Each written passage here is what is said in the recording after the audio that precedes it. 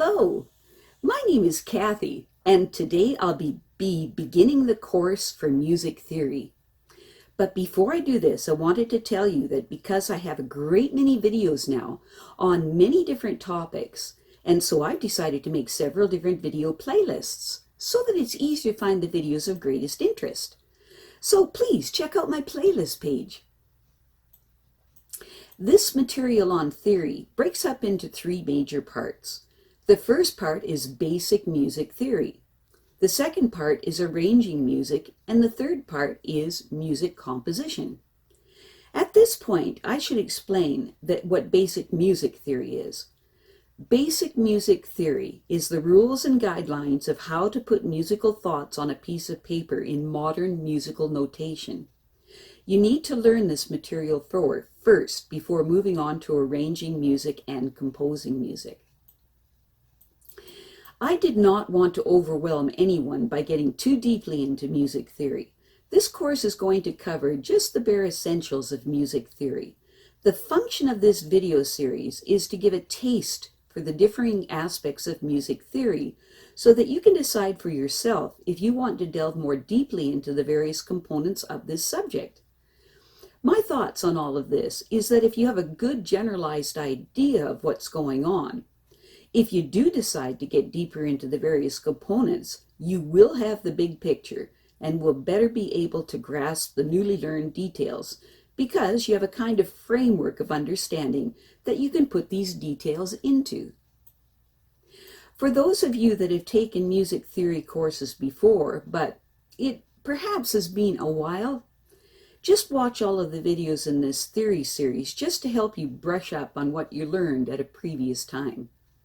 For those of you who are new to music theory, I'll go very slowly and carefully so that you'll understand this material thoroughly.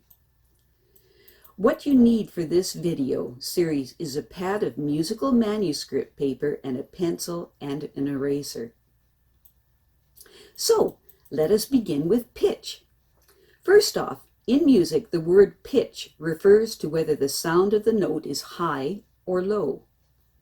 In music, notes of different pitch are given the letter names of A, B, C, D, E, F, and G. In the study of music theory, it is helpful to use a piano keyboard to illustrate various components.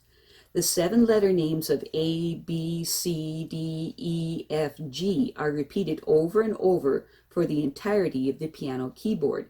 Now, you don't have to have a piano or a keyboard for this. You can draw a piano keyboard on a piece of paper and it works just fine. An octave is the distance between any note and the 8th note above or below it on the keyboard. White keys. In the long history of humanity, people were making music long before anyone wrote this music down. But it was discovered that it was very beneficial to write music down for the very same reasons as the written word is written down in books. Music is easier to study and share if it's written down.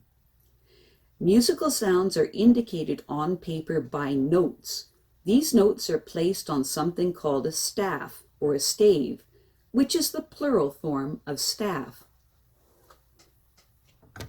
Staff is indicated as 5 horizontal and parallel lines. The lines and spaces of the staff are counted up from the bottom to the top. Most of the musical notes are placed on one of these 5 lines or in one of the 4 spaces between the lines. Notes can be written on any of these lines or spaces of the staff. Music on a staff is read from left to right. A musical note's pitch is indicated by its position on the staff. As an example, a note that is written on the 4th line of the staff is higher in pitch than a note that is on the 1st line of the staff.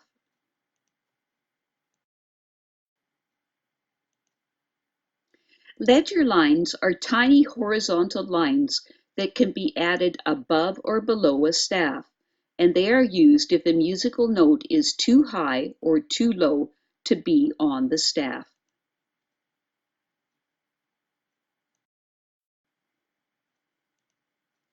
In order to give the notes on the staff a definite pitch, musicians use things called clefs, which are put at the beginning of the staff.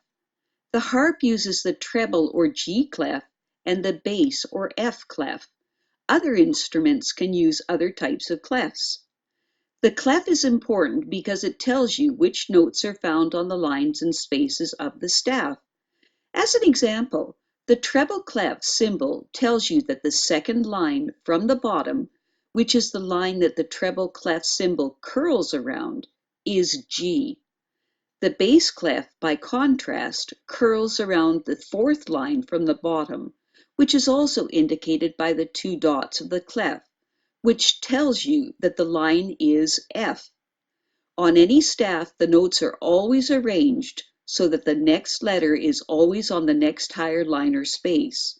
The last note letter, which is a G, is always followed by another A.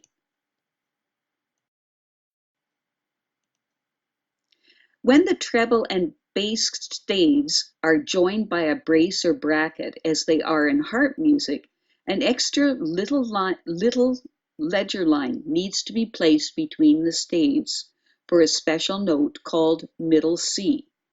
Middle C is always written on a ledger line, whether it is written above the bass clef or below the treble clef.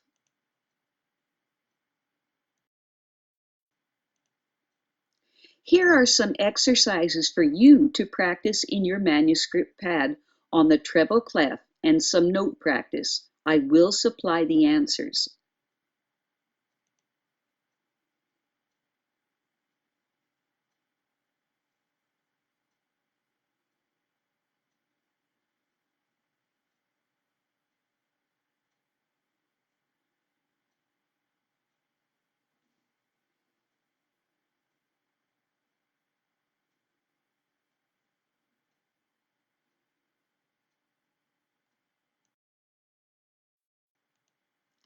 And here are the solutions so that you can check your work.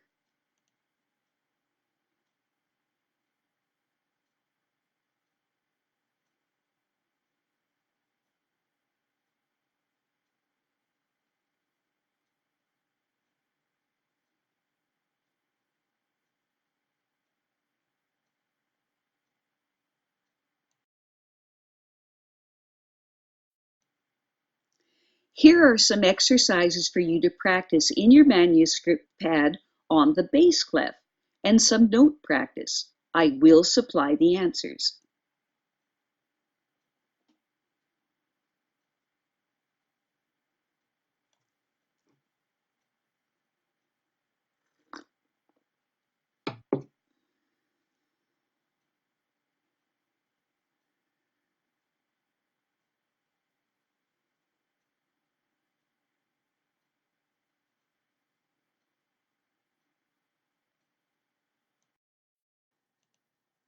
And here are the solutions so that you can check your work.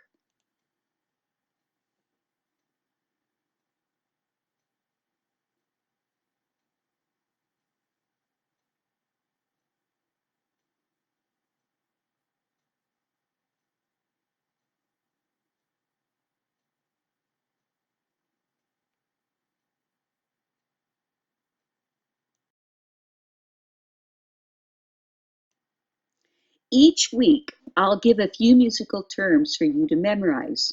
This is the list for this week. Comodo, at a convenient pace, not too fast, not too slow. Grave, very slow and solemn. Legato, smoothly connected. Staccato, detached, not connected. And these are the repeat the previous measure sign and repeat the previous two measure signs. I have a great many videos now on many different topics, and so I've decided to make several different video playlists so that it's easier to find the videos of greatest interest. So please check out my playlist page. Well, that's it for now. To stay up to date with my latest videos, make sure to subscribe to this free YouTube channel by clicking the red subscribe button right below this video. Take care.